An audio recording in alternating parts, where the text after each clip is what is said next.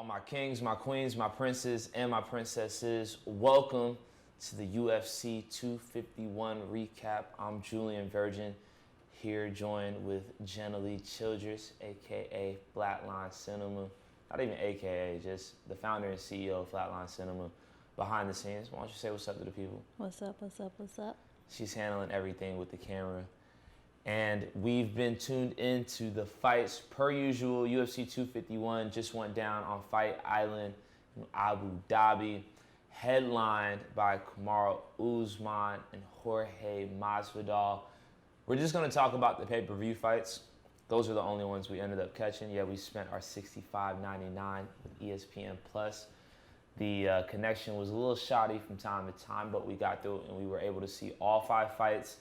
So we wanted to recap those with you and all my people who are new. Make sure you like, share, and subscribe to this dope video so I can give you some more UFC recaps.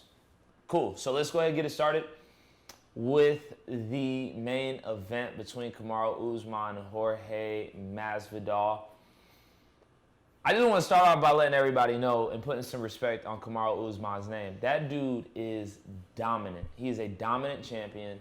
No, he is not the most energetic and entertaining person on the mic. But when it comes to getting in the octagon, Kamaru Usman, he just handled his business. He handles it. It was a crazy lead up to this fight. But ultimately, Kamaru Usman controlled where the fight took place at all times with his just dominant wrestling.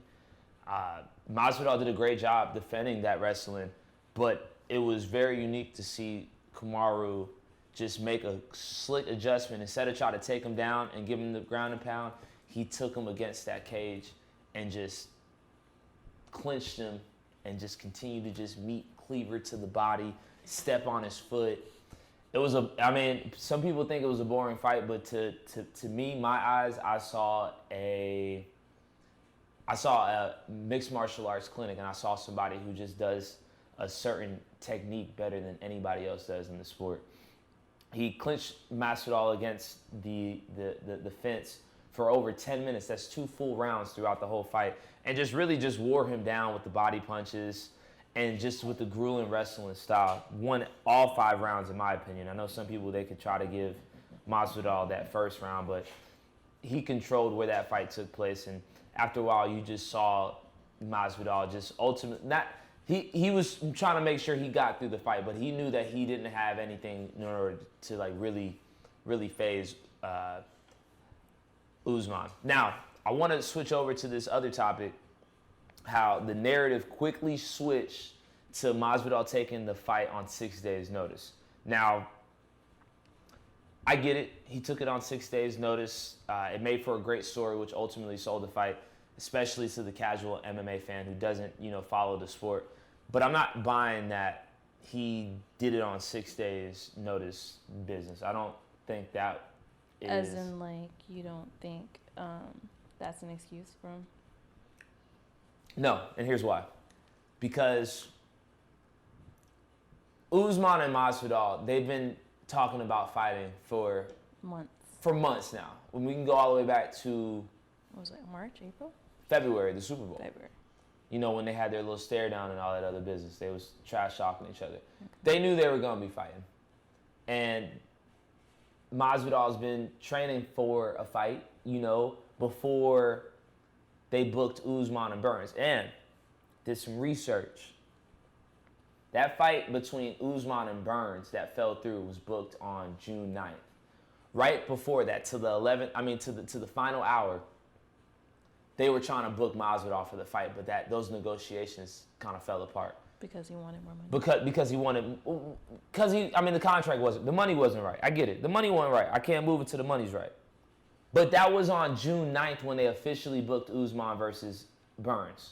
So that was, a month ago? Mm-hmm.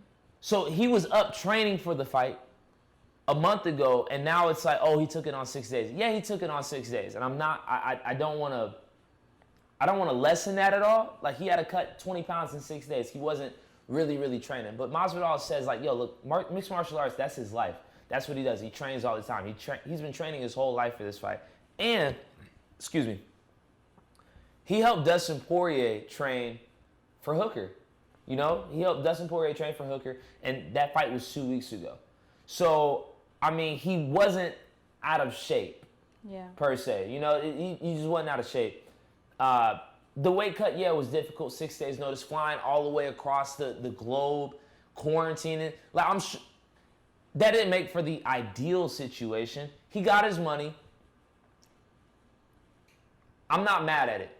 But Usman said something very, very interesting during his post-fight press conference with John Anik. He essentially said, listen, I'm the champion. Every welterweight in the world trains every day to beat me. They're training all the time to beat me. So that the excuse of, he didn't have a full camp. I mean, your whole motto is to become the champion. Yep. And y'all knew who the champion is. The champion is Kamaru Usman. I don't know about that. And if Masvidal were supposed to have a full camp, I don't really see him beating Usman again. Yeah, I think the reason why a lot of people are behind him, and even we were behind him, was because he has this whole hype train. And, like, he is good. In his last few fights, he's been able to, beat people within, like, the first few rounds, or if not first few seconds. But I feel like even if he was ready for it, like, Kamaru would have done exactly what he did in that ring last night, or in that octagon last night. Like, Masvidal has he can't do nothing against it because he's a striker. He's a boxer. Styles make fights. That's what sold the fight. And to your point, Masvidal being such a big star and gaining a lot of traction over the last couple of months, it's made it to where we want to tune in to, hey, we want to tune in to watch Masvidal. We do. I think we've all kind of bought into his story. You know, he came from fighting in the backyard, now big win streak, fight of the year last year, and game bred, kind of like, the Miami Vice, the Scarface. Like, we bought into the story.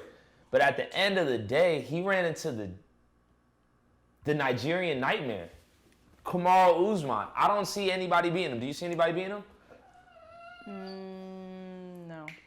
Right now, I don't see anybody beat him. Now, that gets us into our next topic. Who's next for Usman?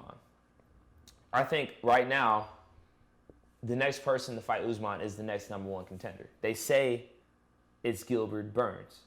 I disagree with that too. I think Gilbert Burns was the number one contender for the times. Gilbert Burns has been fighting a couple times. He's been keeping his name hot. He's been competing. And the only reason that he got that title shot was because the UFC failed to come to terms with Jorge Masvidal. Mm-hmm. And they needed somebody to fill up that June 11th card. The first fight on Fight Island, you need a big name out there to fill up said card. And they just threw him in there. And I don't think Burns is truly the number one contender. This is what I will say, though. I think that there needs to be like a gauntlet between Burns, Leon Edwards, Colby Covington, and wait for the next one, Wonder Boy Stephen Thompson. Wonder Boy. I think that those four should be vying for an opportunity to fight Usman. The thing with Usman, when you're the champion doesn't have to stay active. He doesn't always have to defend. He only has to fight a couple times a year. You know what I'm saying? You can really only fight one time a year as a champion, and that'll fulfill your duties as champion. Mm-hmm. I don't think that, to his point, he said he wants to go on vacation with his daughter. I don't think that Usman's going to fight until at least December. And I think these other guys need to figure out who the true number one contender is. And I threw Stephen Wonderboy Thompson in there because people kind of forgot about him. But he's still one of the best welterweights in the world. And stylistically, I think that matchup is a very unique one, and especially amongst the group of the other contenders. So I think this should kind of be like a Grand Prix between Burns, Leon Edwards, Stephen Wonderboy Thompson, and Colby Covington. You got to go Colby in there. Any disagreements? I feel like, he already fought Colby. So you think a rematch would happen? That was such a close fight, and the build-up was so great. I mean, I wouldn't mind seeing the second one. Yeah, Colby gets pushed down a little bit, but I still think that Colby's one of the top welterweights in the world.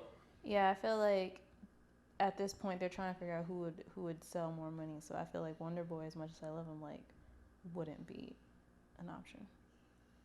Yeah, but right now, being that Fight Island is now officially open, I think Burns and Usman. I think Burns and Leon Edwards should fight, and I think Covington and Wonder Boy should fight. I think one of those combinations need to work it out, and then whoever rises to the top out of those four gets the opportunity to fight Usman. I think at this point in time, Usman's earned the right to sit on the sidelines and let everybody else figure out who can actually come take him. Yeah, I think Leon Edwards would be a good fight.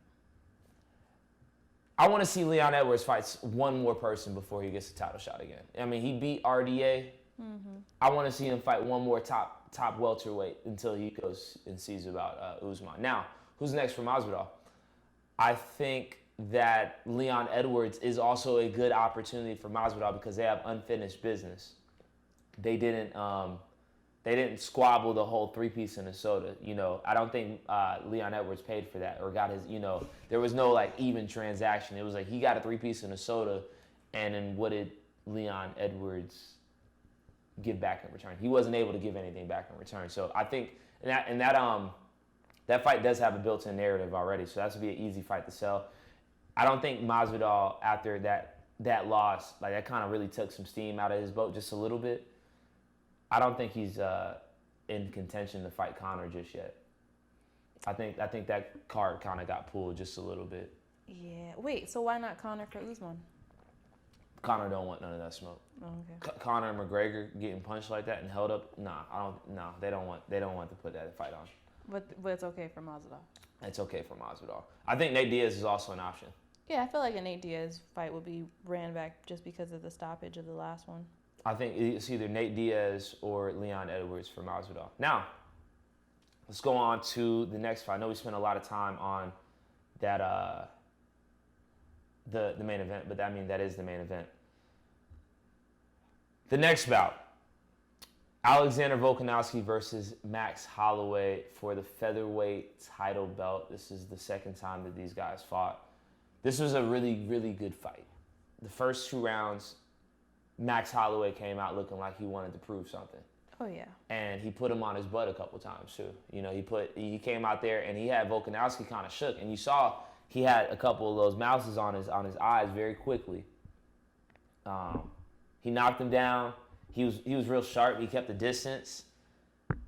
Volkanovski looked like, you know, he was about to get his title snatched. And you remember after the second round, Max looked at Volkanovski's corner. I think he started chirping a little bit. He was like, "Yo, shh." Hush up. You remember that, right? Yeah, I saw he was feeling himself a little bit because he was winning the fight. That third round, you could kind of tell Alexander kind of like, you know, Volkanovski, the champion, started kind of like, you know, feeling it just a little bit more, getting into the fight. That third round, I think was the most highly contested round. But I started seeing Volk land that left hand. He was just landing that left hand consistently. He was snapping Max's head back for a little bit of the third round, the fourth, and the fifth round. But yeah, like you said, it's a little bit. I feel like Max, for the majority, like definitely won round 1 and 2. But I feel like I think I also gave him round 3, if I'm not mistaken. You gave Max round 3? I think so. I think I gave Max round 3 as well. It was one of those rounds where Max won the first half of the round, and Alexander may have won the last half of the round. Or like he did something very impressive towards like the last minute or something.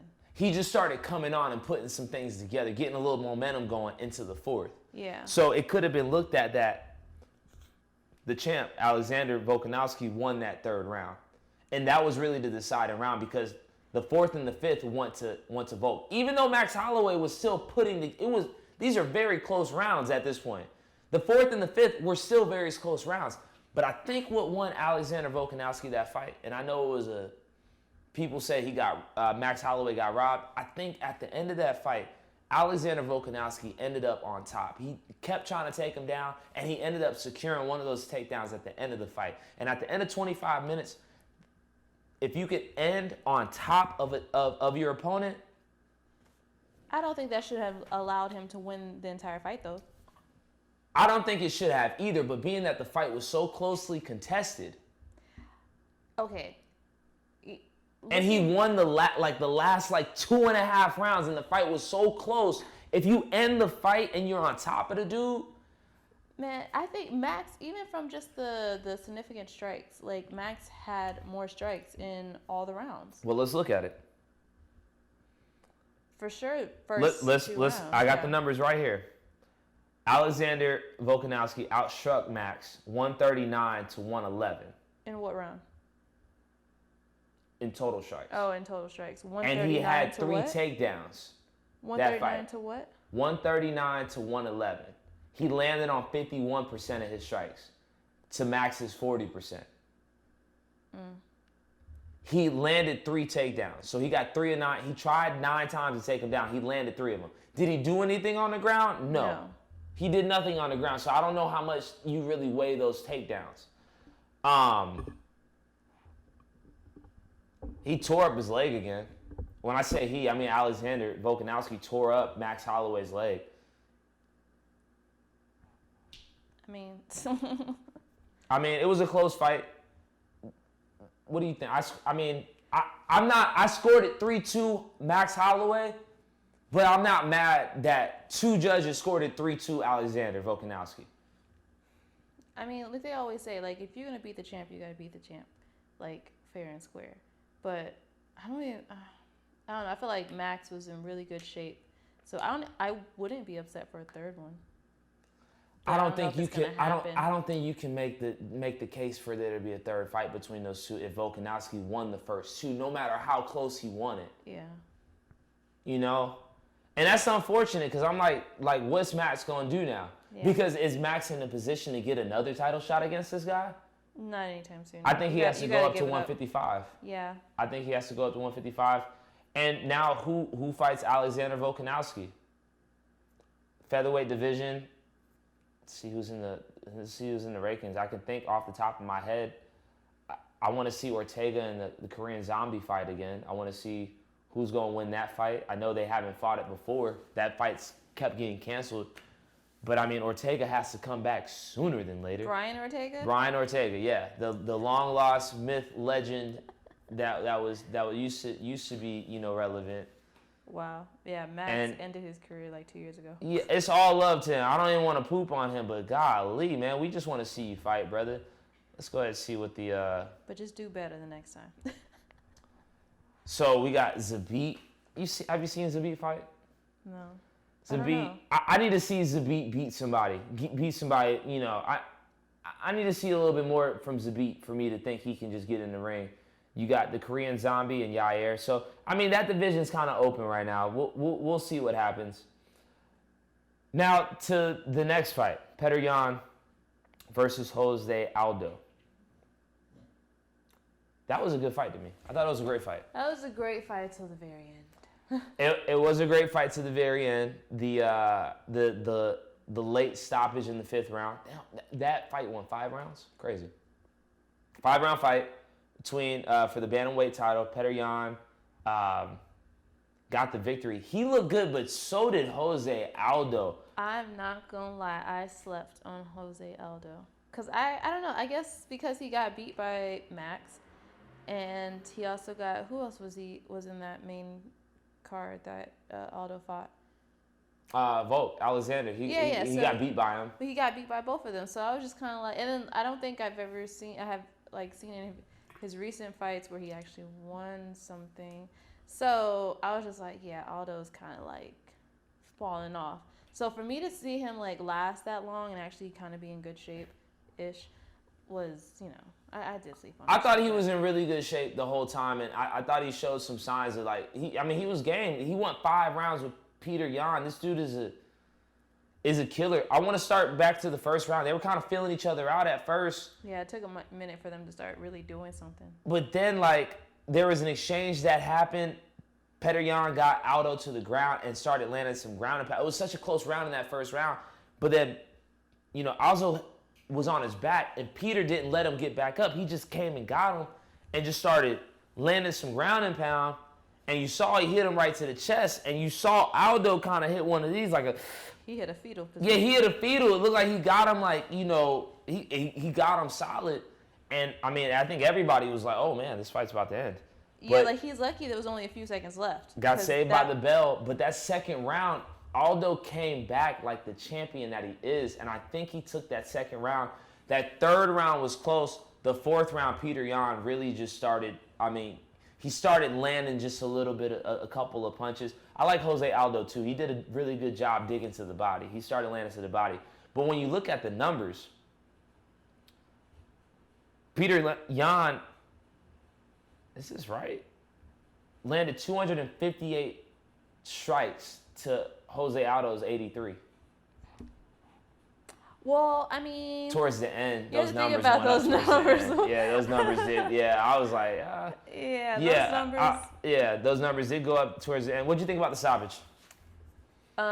Extremely late. And I was even thinking like for the first round, like I said earlier, he got really lucky that he only had a few seconds left, because if he would have kept going, because you know he was in fetal position, couldn't defend himself anymore. If he would have kept getting beat, then the ref would have stopped it. But apparently, I don't know what consider what do they call it when you can't defend your intelligent. Yeah, intelligently defending yourself. Yeah, like I don't know how that ref defines it, but that ref just at the end just let him get his butt whooped For like 45 seconds, and everybody was like, stop the fight, like, stop. Like, Yeah, I was he wondering wasn't doing anything. when like somebody was gonna throw in the towel, or From his being that corner, there was yeah. there was no crowd, so I was wondering like when I was gonna hear somebody yell like, stop the fight, but that didn't happen. I feel like that fight went on like 45 seconds too long,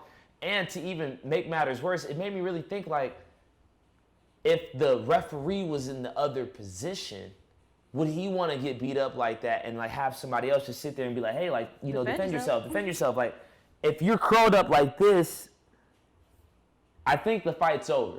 Yeah. I think it's fair to say, like, if we start off fighting like this and at the end I'm like this for 45 seconds, it's safe to say that fight is over. I don't think that Jose Aldo is to be slept on, though. Yeah. I just because he got finished in the fifth round to a straight killer in Petr Yan, I don't think that Aldo's some type of scrub. Yeah, no, he's not. He's definitely not. And I said I slept on him earlier, and I took it back. Definitely. But I'm excited to see who Petr Yan fights next. Who do you think? I think Aljamain Sterling should get that next shot. Aljamain Sterling has definitely came out here and fought a lot of these dudes, and he's on a big win streak. I know Marlon Moraes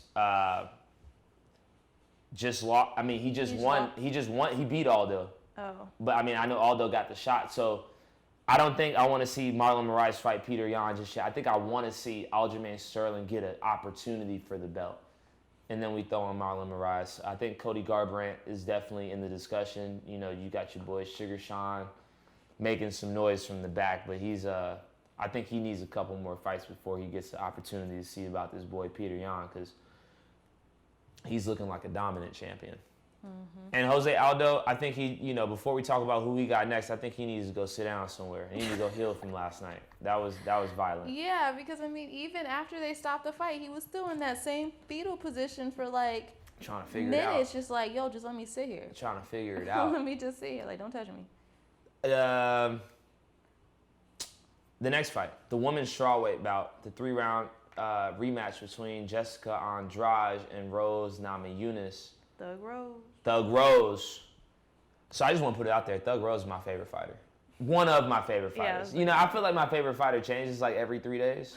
But Thug Rose, like, depending on when she's fighting and when she's around, like, I get excited when I see her fighting, when I see her on the bill, because she's a good person. You can tell just by the way she just handles herself. She's a good person. This was a really good fight. Ultimately, the fight of the night. This was a really great fight. And looking at the numbers, this is a closer fight than people think. 79 total strikes for Jessica Andrade to Rose's 82. Ooh. And towards the end of that, the first 2 rounds, Rose Namajunas was like really in here, like bobbing and weaving, jabbing, sticking and moving. I'm hearing some people say she can be like a boxer. She's that good with her hands and her technique. What is she considered? what is like her special, like her style typically? Is she like jiu-jitsu? I think I want to say like Muay Thai. I think she's like a Muay Thai fighter. You know, the kicks and the punches. I don't know that for sure. I don't want to put that out there and know for sure. But I think that's what she focuses on. But she does it very, very well. And those first 2 rounds, she won. She just won. But Jessica Andrade wasn't going anywhere. And I feel like, you know, Rose being Rose, who she is, everybody wants to talk about her. But Jessica Andrade, you could tell from the first fight that she made some adjustments, and she was in that fight the entire time. Even the first and second round when she lost said rounds, you could tell she came out with a whole different game plan. And when that third round came, she started landing some bombs on Rose, and then you saw Rose really start getting bloodied up. She was looking like the UFC 3 video game, the way her face was looking. And, you know, she'd get hit and start doing the wobble and start doing the move, and then her nose was bleeding. And that fight really started getting good. But Rose showed the heart of a champion, and she started making some adjustments. And how could you not love her corner, yelling, Pat Barry, her fiance, yelling. I thought that was great. And I do think Jessica Andrade needs a lot more credit, too, in defeat. It was a split decision victory for Rose. She definitely deserves it. I think she deserves all her praise. And I think she deserves the opportunity to go fight the champion, Zhang Weili. And for our final fight, or the first fight of the night, between Paige VanZant and Amanda Ribas, that was quick work. It was quick work of the pretty girl. You know, everybody loves Paige VanZant. Yes, she's a very attractive woman. She's been on Dancing to the Stars, but she got beat up last night real quick. It was, when she didn't even get beat up, she just got taken care of. She got just dismissed. You know, it's like, okay. She just almost broke her arm. Yeah, you know what I'm saying? Homegirl Amanda Ribas came in there, threw her to the ground, whoop, whoop, whoop, armbar, and just put her out. It was 2 minutes and 22 seconds. You flew all the way to Abu Dhabi, 15 hours. You're in quarantine for 2 days, and you lost in 2 minutes and 22 seconds. And I'm sitting here acting like I've ever done any jiu-jitsu. I haven't. I'm sorry. There's no disrespect. But dang, she got handled real quick. You know, for all everybody wants to talk about Paige VanZant, how great she is. And again, she's attractive. I get it. She sells tickets. Amanda Ribas came to fight. She beat her. And I like Amanda Ribas because she has a great attitude. And all throughout fight week, we were able to really see her bubbly personality. I look forward. I'm a fan of Amanda Ribas now. And I hope y'all are all fans of our MMA recap show. We should be coming to you. We will. Matter of fact, not should. We will be coming to you with more recaps and just our opinions about the fight. Let us know what you think. Let us know what you think about the commentary today. Comment below. Share some wisdom. What do you think about the fights? Who should fight who next? I know there's a huge MMA community out there. We want to be down with you. So again, I'm Julian Virgin. Shout out to Jenna Lee Childress behind the camera, behind the scenes, Flatline Cinema. This thing is presented by, and it's all love. Until the next time.